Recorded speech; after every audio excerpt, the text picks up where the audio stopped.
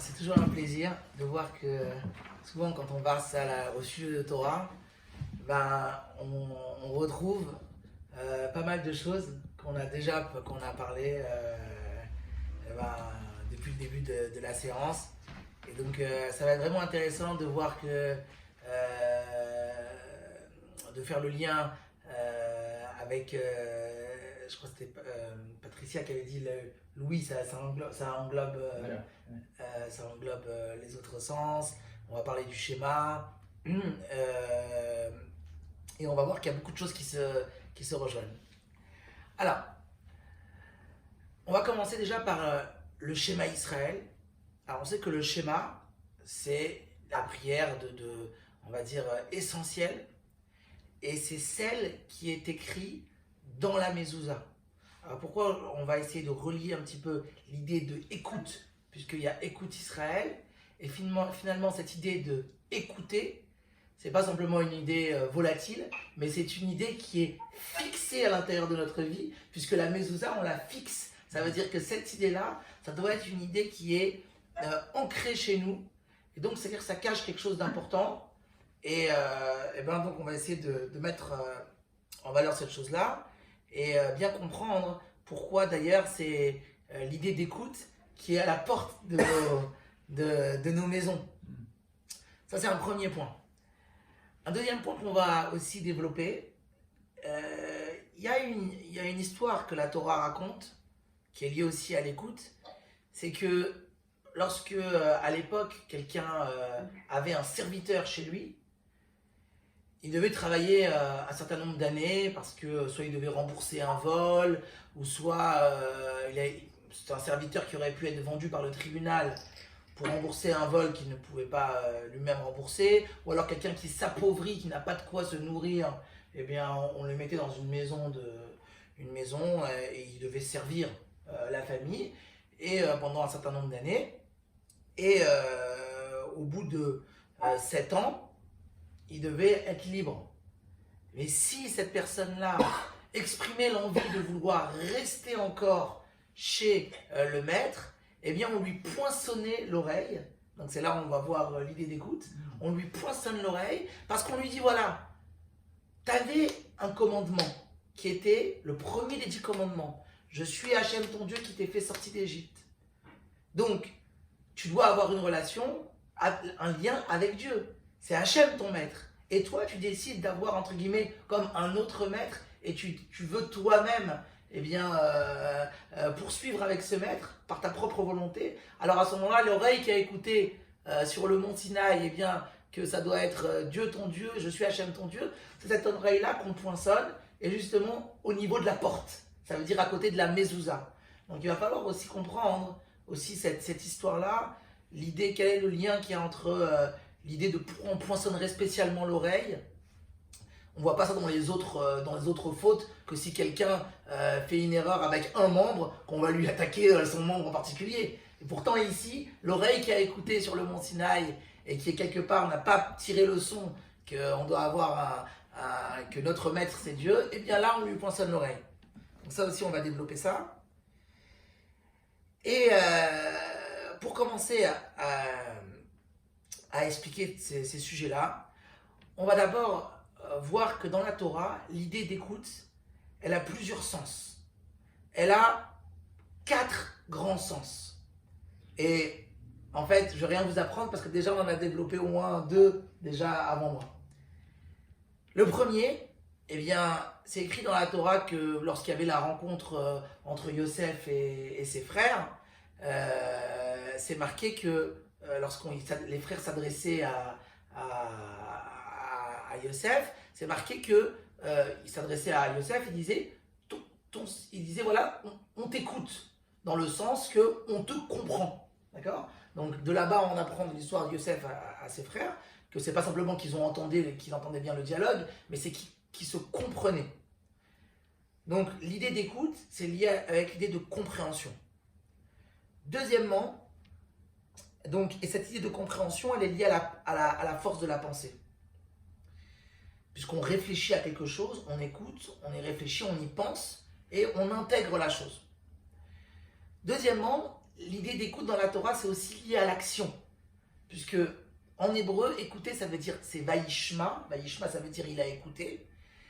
Et dans les prophètes, lorsqu'on parle du roi Saül, le roi Shaoul, on dit que Vaishma Shaoul et Aham. Eh bien, alors si on traduit littéralement, Shaoul a écouté le peuple, mais en fait, le sens là-bas est Shaoul a rassemblé le peuple. Donc ça veut dire que ici, le mot écouter, il a été employé pour une action de faire un rassemblement. Donc on voit que l'idée d'écoute, elle est liée à une action. Ensuite, l'écoute, elle est également liée à la parole. Ça, c'est tout simple à comprendre, puisque forcément, on écoute des paroles qui nous sont adressées. Et enfin, on va revenir encore sur le roi Shaoul. L'écoute, elle est liée également à la soumission, puisque lorsque Shaoul avait désobéi au prophète Shmuel, et il avait décidé, Shaoul, il avait désobéi, il avait décidé d'offrir certains animaux qui étaient des animaux qui appartenaient au peuple d'Amalek, il avait décidé de les offrir en sacrifice. Et c'était pas ça qu'il fallait faire. Le prophète Shmuel avait dit qu'il fallait également tuer le bétail d'Amalek. Et d'ailleurs, ça lui a valu que son fils ne sera pas ce sera pas son fils qui va le succéder, mais ça sera le roi David qui le succédera. Et là, le prophète va voir le roi Shaoul et lui dit « Chez moi, misévartov, chez moi, écouter, c'est beaucoup mieux que des bons sacrifices. T'aurais mieux fait d'écouter, plutôt, ça veut dire donc que tu aurais dû avoir de la soumission, même si tu avais peut-être des bonnes intentions et que tu avais pensé que ça serait peut-être bien d'offrir des animaux qui étaient dans le domaine entre guillemets du mal du peuple d'Amalek et de les élever, de les offrir à Dieu. Oui, mais ça c'est peut-être une bonne réflexion.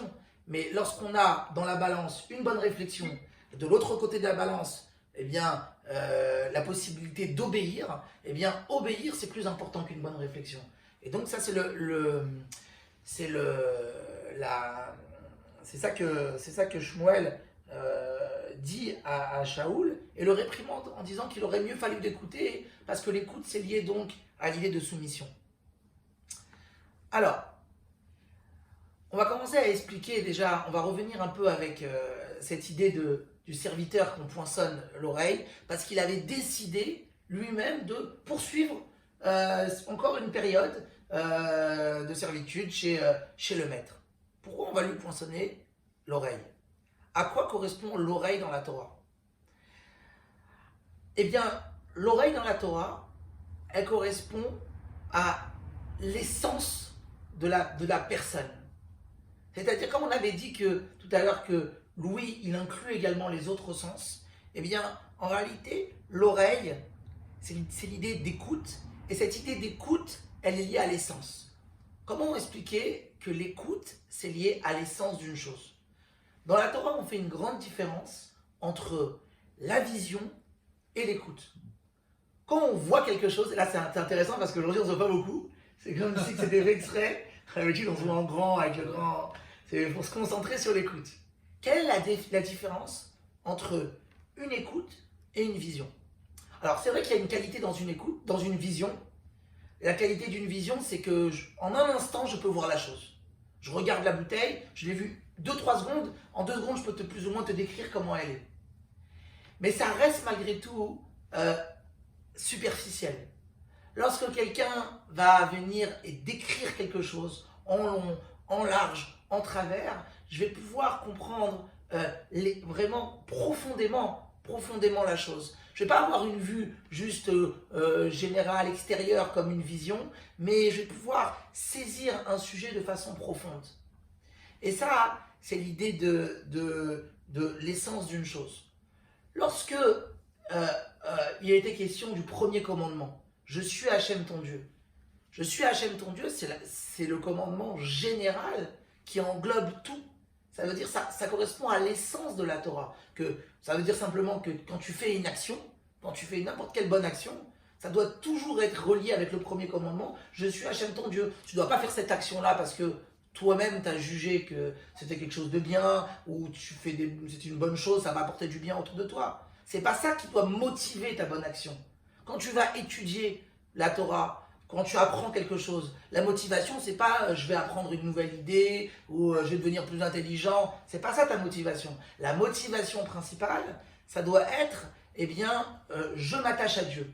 Par cette étude, je m'attache à Dieu. Par cette bonne action, eh bien, je suis soumis à Dieu. Avec ça, on peut comprendre, eh bien, que lorsque, eh bien, on est en train d'écouter quelque chose, eh bien, on est attaché donc à l'essence de la chose. Et on fait une grande différence entre la génération de Moshe, qui s'appelle une génération de la vision, parce qu'eux, ils ont vu toutes les merveilles. Ils ont vu le don de la Torah, ils ont vu l'ouverture de la mer, ils ont vu des grands dévoilements de Dieu. Et la génération qui va rentrer en Israël, eux n'ont rien vu. On leur raconte. Puisque le 5e livre de la Torah, c'est un récit. On va tout répéter, mais eh bien, on va tout répéter, donc ils vont réécouter tout ce qui s'est passé avant. Eh bien, qui va être plus attaché à l'essence de la chose? C'est pas celui forcément qui a vu. Parce que quelque part, on peut voir quelque chose, mais on peut voir quelque chose, mais avoir le sentiment d'être toujours être un petit peu extérieur à la chose, comme on est spectateur à la chose. Par contre, celui qui entend, qui comprend, ça rentre à l'intérieur de lui, et là, ça peut former un avec lui-même, et à ce moment-là, ça devient une seule chose avec lui. Et donc, la génération de l'écoute, la génération de la rentrée en Israël, eh bien, finalement, elle a une qualité par rapport à la génération de la vision. Et d'ailleurs, c'est ce que la Gemara, le Talmud de Sanhedrin dit. Il y a une phrase qui est dans des proverbes qu'on dit d'ailleurs tous les vendredis soirs, juste après Shalom Aleichem, qui est Sheker Achen ve'evel ayofi, Isha yirat Hashem ititalal. Sheker Achen, mensonge, le roi Shlomo il dit, et la grâce, futilité et la beauté, mais c'est une femme qui craint Dieu, qui elle mérite des louanges. Et la Gemara là-bas dit, quand on parle de futilité et la beauté, mensonge et la grâce, on parle à la génération de Moshe. Elle est appelée futilité. Elle est appelée mensonge. Parce qu'en fait, c'est un folklore. On voit tout est un grand spectacle, une grande vision. Et par contre, une femme qui craint Dieu, elle est allouée. C'est elle qui est digne de louange. On parle de la génération qui rentre en Israël, parce qu'elle, c'est une génération d'écoute, et donc ils vont faire un avec l'enseignement qui va être fait. La même chose également lorsque Moïse a regardé, Dieu lui a montré toutes les générations. Il y a une génération où il a eu le sentiment d'être humble, et il s'est senti très humble par rapport à une génération, c'est laquelle? La nôtre, la génération qui précède la venue du Mashiach, du Messie. Pourquoi? Parce que nous, on est à la ressemblance de la génération qui rentre en Israël, pas une génération de vision. Il n'y a rien à voir. On ne voit pas, même quand Dieu veut s'exprimer, ça sera toujours en cachette. Les miracles seront cachés. Il n'y aura pas de dévoilement. L'idée d'exil, c'est l'idée d'être caché. Mais par contre, il y a beaucoup à écouter. Il y a beaucoup à apprendre. Et quand c'est que vraiment... D'ailleurs, on vit une période tout à fait particulière. C'est que on voit qu'on vit même après la période du départ du rabbi physiquement. Ça fait déjà maintenant plus de 20 ans. Donc il y a encore moins à voir. Mais il y a tout à écouter. Et quand on écoute quelque chose, eh bien on s'attache à l'essence même de la chose. Et c'est pour cela que dans la Torah, c'est marqué qui est le plus important. Est-ce que le plus important, c'est le sage, ou est-ce que le plus important, c'est le prophète? Eh bien la réponse, c'est que le plus important, le plus élevé, ce n'est pas le prophète. Certes, le prophète, il a beaucoup de qualités. Dieu lui parle, il y a de la vision, il y a des dévoilements.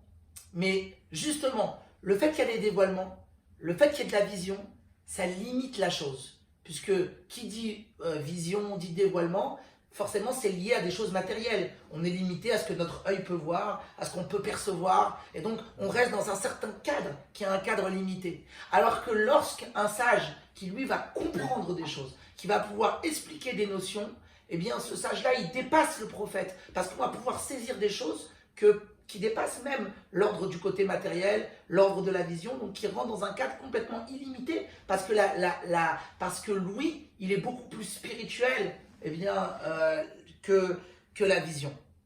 Et avec ça, pour illustrer ça, je vais donner un petit exemple pour bien comprendre comme quoi vraiment lui, il est lié à l'essence de la personne. Et après on reviendra avec la mezouza et on conclura. Dans la Torah, quelqu'un qui, si un maître blesse son serviteur, bien sûr, il doit lui payer. Quelqu'un qui blesse son serviteur, donc il doit lui payer un dédommagement en fonction de la blessure qui a été donnée. Donc, s'il a blessé à l'œil, ben, on va évaluer voilà, le dommage qui a été causé et il payera donc la somme. Pareil, s'il a été blessé au pied, au bras, etc. On va évaluer maintenant l'handicap qui a été causé à ce serviteur et on devra débourser l'argent pour le dédommager. Si un maître a rendu sourd son serviteur, on n'évalue pas le dommage, il doit payer la somme totale d'un homme, entièrement, toute sa valeur entière. On ne va pas évaluer quelle est la différence entre une personne qui a la possibilité d'entendre et celui qui n'a pas la possibilité d'entendre. Non, on ne rentre pas dans ces considérations-là. Puisque l'oreille, elle est liée à l'essence de la personne. En réalité, Louis, l'écoute, c'est toute la personne. Quelqu'un qui a perdu l'écoute, eh bien, il faut lui payer entièrement, sa valeur entière. Et donc, ça illustre bien ce qu'on dit que vraiment l'écoute, eh bien, c'est lié à l'essence. Et bien, c'est ça qu'on nous demande. On nous demande de vivre, pas avec du folklore, pas avec de la vision, mais être un juif qui exprime toute dans sa vie, eh bien, son essence, l'essence de son âme. Ça veut dire quoi, exprimer l'essence de son âme? Ça veut dire que lorsqu'on apprend quelque chose, lorsqu'on fait une bonne action, on doit le faire pleinement avec tout son être. Pas comme quelqu'un qui voit quelque chose, quelqu'un qui est un peu extérieur, ou il va prendre une distance par rapport à la chose. Non, on est complètement unis avec ce qu'on fait. Et voilà, maintenant on comprend pourquoi, eh bien, spécialement, c'est le schéma qui a été choisi à mettre dans la mezouza et à nos portes. C'est quoi l'idée de mettre une mezouza dans sa maison? Mettre une mezouza à sa maison, ça veut dire que la maison, c'est la maison de Dieu ici. Ça veut dire que moi, je mets de côté mon existence et pour faire en sorte que cette maison-là, elle est apte à ce que Dieu puisse y habiter, à ce que Dieu puisse vivre. Et moi, mon existence, je la mets de côté. Et donc ça veut dire vraiment que il n'y a pas Dieu et moi, mais Dieu et moi, c'est complètement unis. Et donc cette idée-là, elle doit rester, c'est pas une idée juste superficielle en plus d'autres idées, c'est une idée qui doit être fixée à l'intérieur de nous, qui doit être unie à l'intérieur de nous. Et donc c'est pour ça que c'est cette idée-là, l'idée du schéma qui est placée à la mezouza, qui est fixée et qui a forcément une influence sur toute notre vie, sur toute notre vie, c'est-à-dire notre maison, notre vie personnelle. Et c'est avec cette idée-là de vivre avec l'essence, eh bien que en vivant de la sorte, en se comportant comme ça soi-même, eh bien ça va permettre le dévoilement de l'essence de Dieu. Et ça se passera avec la venue de Mashiach. Quand Mashiach viendra, eh bien à ce moment-là, on aura les deux qualités. Et la qualité de la vision et la qualité de l'écoute qui seront réunies ensemble. Ça sera un petit peu comme ça s'est passé au don de la Torah, où au don de la Torah, ils ont pu voir des choses qui étaient audibles et ils ont pu entendre des choses qui normalement ne peuvent que se voir. Ces deux qualités-là se rassembleront quand Mashiach viendra et on espère très bientôt. Merci. Merci. Avec plaisir. Magnifique. D'ailleurs, cette supplication-là, qui est le schéma Israël, l'écoute Israël, ce que tu dis pour rebondir, ce que j'avais effectivement imaginé, c'est la notion des cinq sens que l'on interpelle, que l'art repris après, et que tu exprimes dans le schéma Israël. Il y a quelque chose d'assez